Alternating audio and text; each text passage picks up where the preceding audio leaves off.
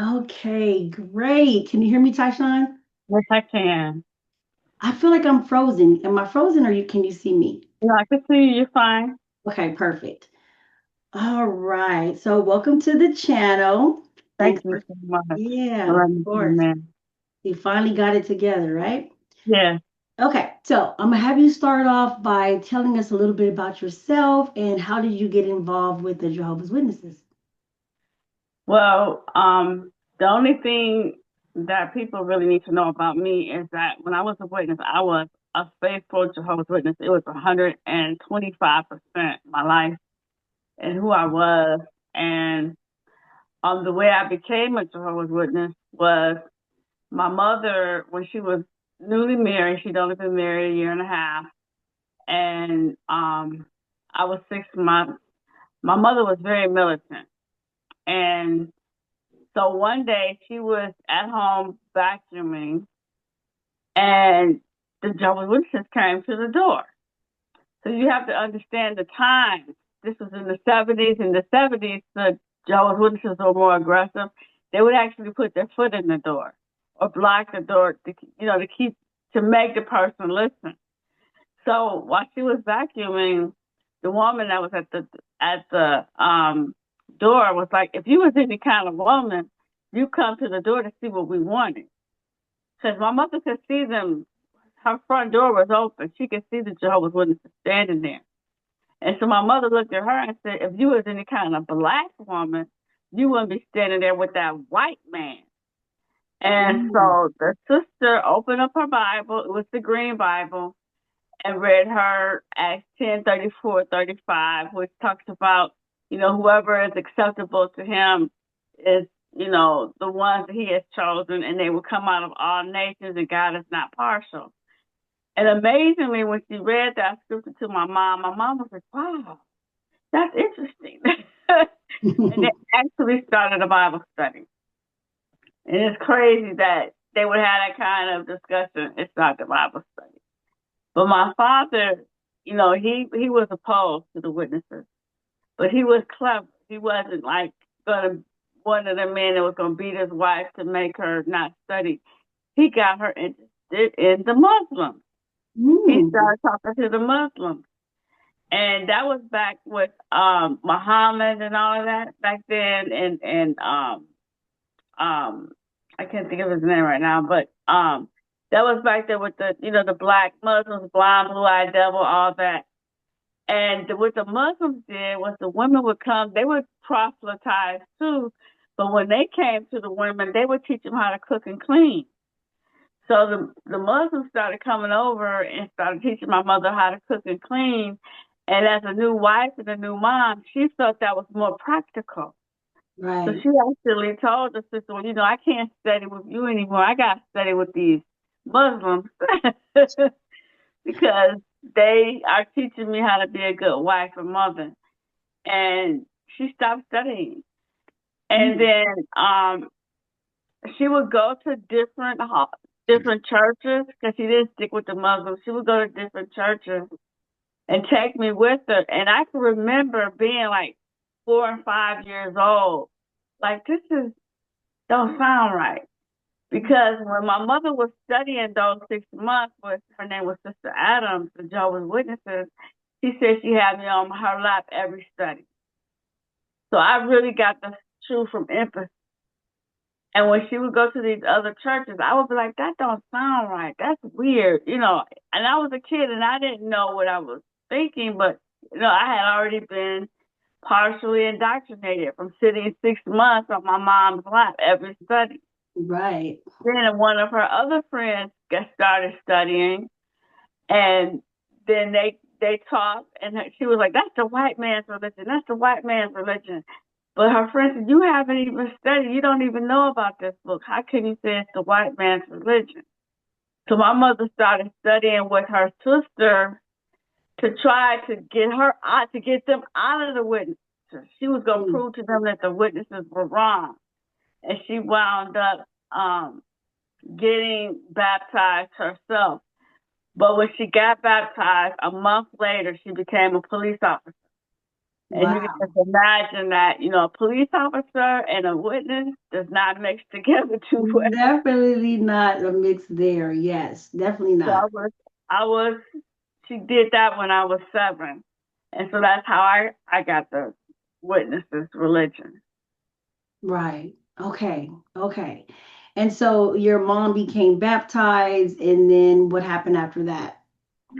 So like I said, she was a police officer, and at first when she first started being a police officer, there was nothing written about carrying a weapon or anything like that. And with the witnesses, that didn't come until after she became um a sister. That became afterwards.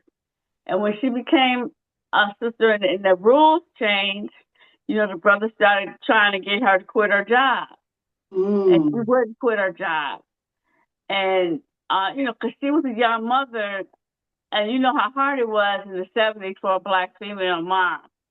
But she had a job, and this is '70s money, 35,000 a year. That's Mm. what she was making as a police officer. And she couldn't do that. She couldn't take food away from her child, Right. Yeah. What And mom would? yeah, and my the elder took all her privileges away. The only thing she could do was go to the house. She couldn't give comments. She couldn't Mm. give talks.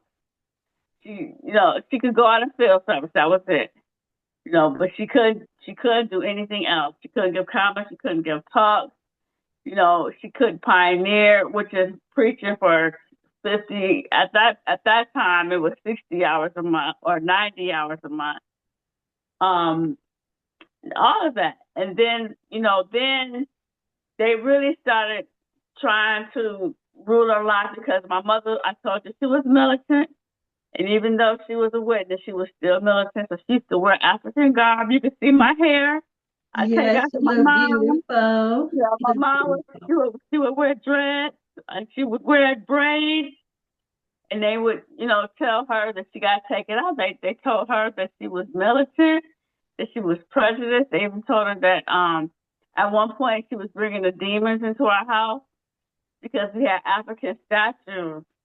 And my mental illness was starting, and they had me believing that my mom was bringing the demons into the house, and the demons were attacking me. That's why I had a mental illness. They didn't call it mental illness. They basically were saying I was possessed Mm. because my mom had these African statues and was bringing the demons into the house.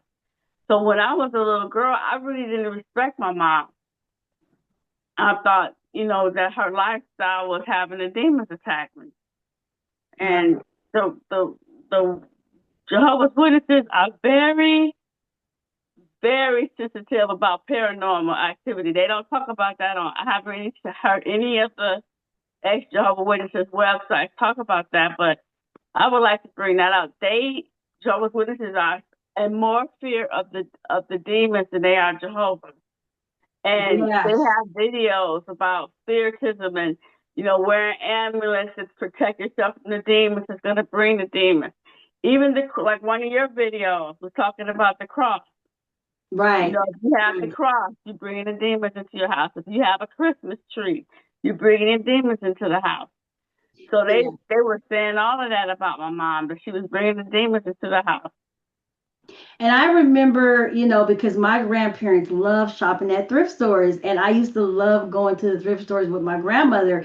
And I remember my grandmother buying me things, and my dad not wanting to let me bring those things home because it was said that, Yeah. whoever owned those things before we got them. And even as a kid, that didn't make sense to me because I would always think, well, why can't we just pray? Why can't we just pray over the items before we bring them in to our own home? Wait You a know, minute. yeah. Yes, and that I'm gonna tell you where that stems from. Okay. It was actually, and I see, I gotta find these things for you. It was actually an article in the Watchtower that brought that out. It was an Wow. article in the Watchtower that came out and like, is it beware of gifts? I mean, beware of gifts or used items or thrift store, something like that. But beware, that's what it was. That's what started them doing that. Was that in It the was 80s? actually an I kind of feel article. like I remember that. Was that in the 80s? No, Early? this was like in the 70s. And Okay, that was, okay. yeah, we were young. But it probably, you probably might have read it in the 80s. You know how they tell you to save certain articles? Yeah, It was probably one that somebody cut out and saved because, that was an important article. But, oh right. no, you don't wear, and my mother loved thrift stores. You don't wear stuff from thrift stores. You don't get stuff from thrift stores. And I remember one time I got very sick and I came home from the hospital and the elder said that, it was my mother's art. And this is how much my mother loved me. She threw away all her masks, all her statues, all her African art Mm, because to prove to me that it was not the demon. She threw it all away from me. And then I got sick again. And she said, "So why are you sick? I've thrown everything away. So it can't be me." right. Can you imagine saying that to your daughter? No, I can't imagine that. But like I said, being born and raised a Jehovah's Witness, there's some things that I'm just not surprised about. Yeah, Yeah, yeah. definitely not surprised about that. Okay, so we had some questions that we said we're going to go over. Yes. Couple things. Okay, so you talked about how you were devoted to the Jehovah's Witnesses to the point of fanaticism. Can you tell us a little bit more about that? Why do you feel you were that deep in it? Well, I actually, I had trauma as a child like you. And I think that was the reason why I leaned towards this.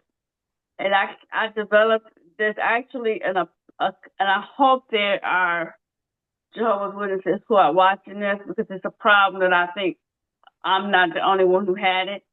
It's a obsessive compulsion disorder, OCD, called scrupulosity. And this is something that you can look up, on Google. You don't have to go to a ex Jehovah Witness to find out about it. You could look this up in the medical books. It's an OCD called scrupulosity. Scrupulosity. And it's like it came from the same origin as scruples. And what it is that you are obsessed with religion. And one of my psychologists told me I had it. Where you're obsessed with religion and you're obsessed with being perfect, being good. Some people get it, they're obsessed with sinning. They worry about sinning. Some people are like paranoid that they will go to hell. And that's the way I was as a little girl. I was very obsessed with the fact, just worried that I'm going to sin, that I sin.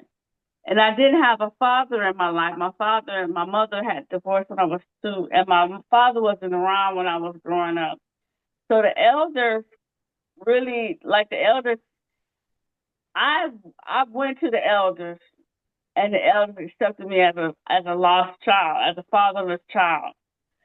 So there were some elders who I still, love them. They really thought they was doing the right thing. 3 elders, I can say, who were like my grandfather. And they, I would call them if I did something wrong. I would call them and ask them, was this the unforgivable sin? Did I sin? Am I gonna die? Is this gonna am I gonna make it into the new system because I did this? I would do that like about when I was like about 12, 13 years old, 14 years old. And then when I got to be about 15 to 16 years old, I started studying. I learned how to use the Watchtower Library. That was before the computer. And one thing I look for reasons to applaud my mom. She had at one point they all the literature they put it on sale. All the books. I guess they were trying to clean out their books. You remember that when Yeah, they I went all the way remember back that. to Yeah, 1950? My mother had all the books. The only books I didn't have was like the 1930s on back. But if it right. was 1950, I had all the books. So I would be thinking when I wanted to know if I was going to do something, if it was going to be a sin, I would go and I would read the study, and I would study for like 5 or 6 hours. It was nothing. And Wow. everybody thought that I was studious and this is good Jehovah Witness behavior.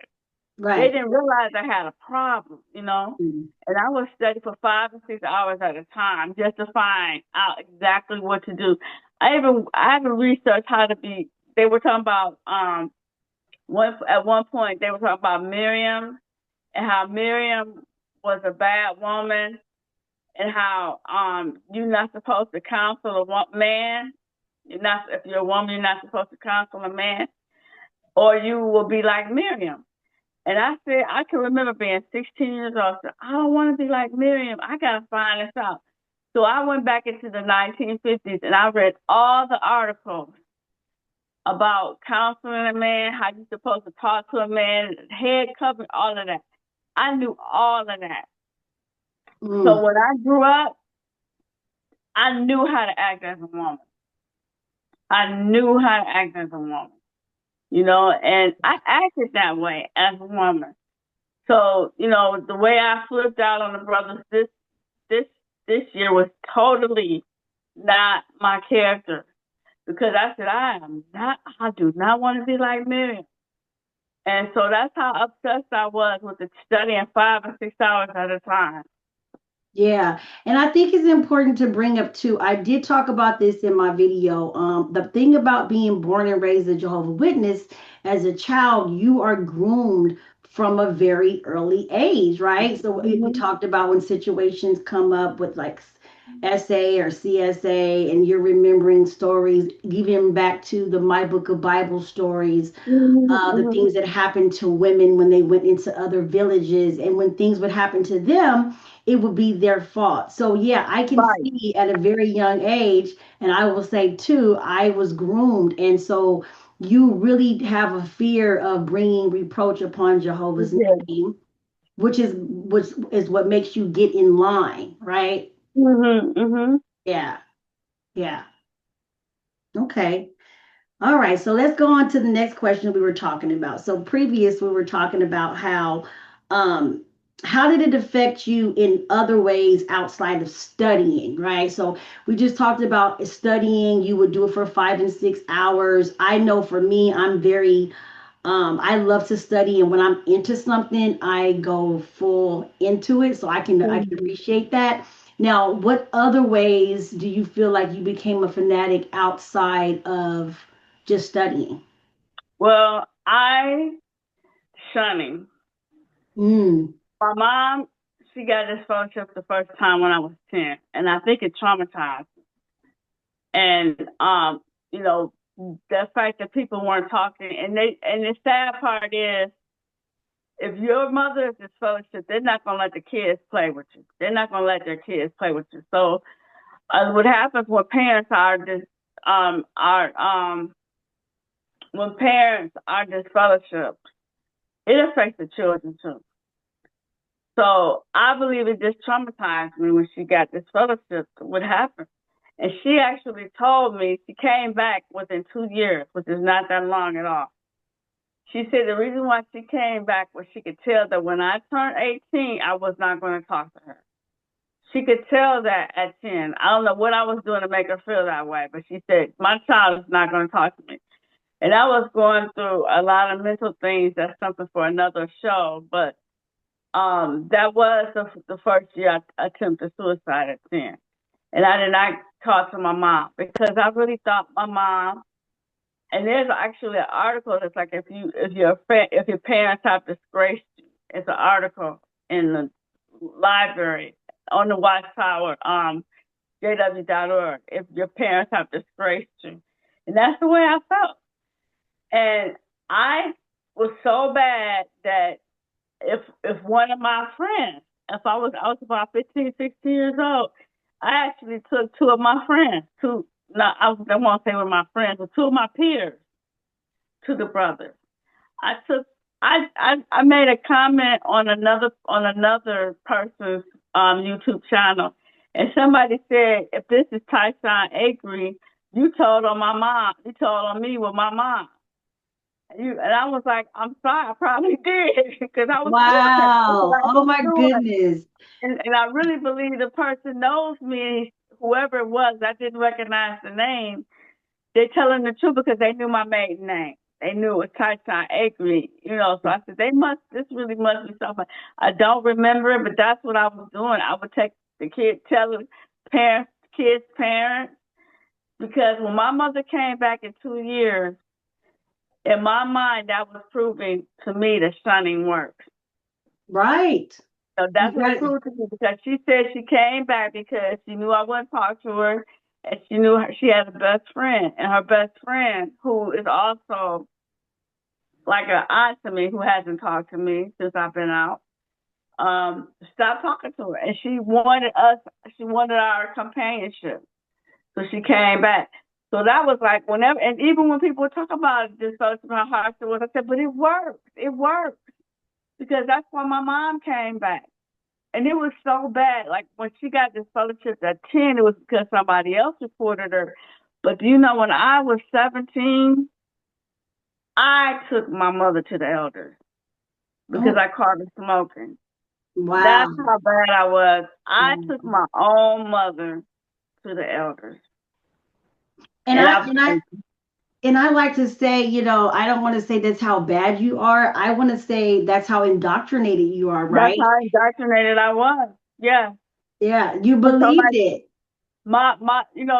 that's why my friends aren't talking to me now. And you got to remember, when you start taking people to the elders and report people, you screen out a lot of folks.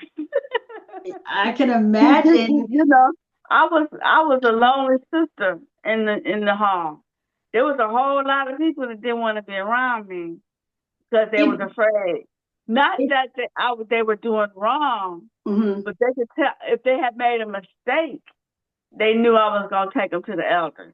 Right. So So that was you like, don't get invited. Like you said, you don't get invited because but the interesting part for me when I heard you say that is I'm curious if the elders let the person know this is the person who basically told on you, or are they assuming it was you because they know that they were with you in that experience, right? So if you were a teenager and you went to a honey, party, I was so ice cold that they had. Yeah, I did it. oh You, wow, wow. Mm. And how do you feel about that now? How does that make you feel now that you're out? oh,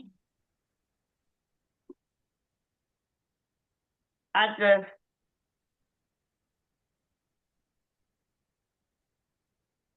all I can say was, sometimes, like I told this person, and whoever said Tyson Acre, I told them in the comments. I said that don't worry, because now that I'm in the world, I'm reaping what I sow. And like I think I told you this later on. I think it's divine. I think it's Right. divine. I heard so many people doing that it's divine. I'm just reaping what I sow, and part of me is happily getting mine.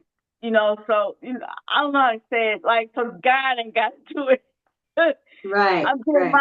I'm getting mine now, so God won't do it. Or maybe one of these people who I really hurt. I don't know what kind of pain I put 3 people through, but maybe if I really hurt and they know that I'm not suffering now, maybe they won't come after me. I think it's justice. I Yeah, and think, and we talked. I'm not at all mad at the people who are shunning me because I deserve it. I Right. I I did it to other people and I deserve it. Yeah, and I think, when you're born and raised a witness, especially, they make you feel like you deserve certain things. We talked about that before too. Me personally, I'm hoping that what happens in this situation is because I know on this video and even we talked about it before, I can hear it in your voice that you're truly sorry for the lives that you affected. And I hope that anyone that's watching this video that felt that way about you or the person that made that comment, I hope that they see that you are truly sorry. Like you were just doing what you were taught to do And from my infancy, mother, really, infancy, my right? mother, she died. And I think, my friends say, how would your mother feel? What, like, I've disappointed my mother. I actually think my mother would be relieved. I actually think my mother would be relieved. I love my mother now that she has passed away, and I'm out here in the world, this fellowship or disassociate. That's the key. I did not get this fellowship. I left. I am out here loving my mother more. When I watch and see what I put her through, with looking at me. I mean, can you imagine being my mother, looking at me, knowing, because she knew me, knowing I thought she was bringing demons on me.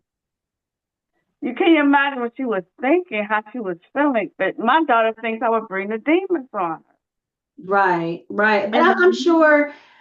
And the hard part about that is, I can only imagine as a parent, once you start having kids and you raise your kids in it, like we talked about it before. I took my kids to the hall. We did memorials. We tried every time we tried. That's another channel and another video. But um, as I cannot imagine the pressure that your mother had, right? So when you think about the Jehovah Witnesses children that decide to stay in the religion just because they want to maintain a relationship with their child, it makes me think about your mother having we got about 10 more minutes, so it makes me think about your mother, right? And how your mother clearly could have felt some type of way too, because now she brought you in it. She needed to stay in it in order to have a relationship with you. Even if she had some cognitive distancing that kind of made her feel like she wanted to get out of it, she really couldn't get out of it because she loved you so much and that she didn't want to lose you.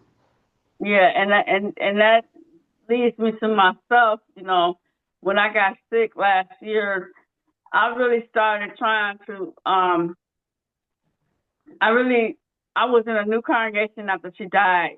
Because when she died, I really went into a new congregation.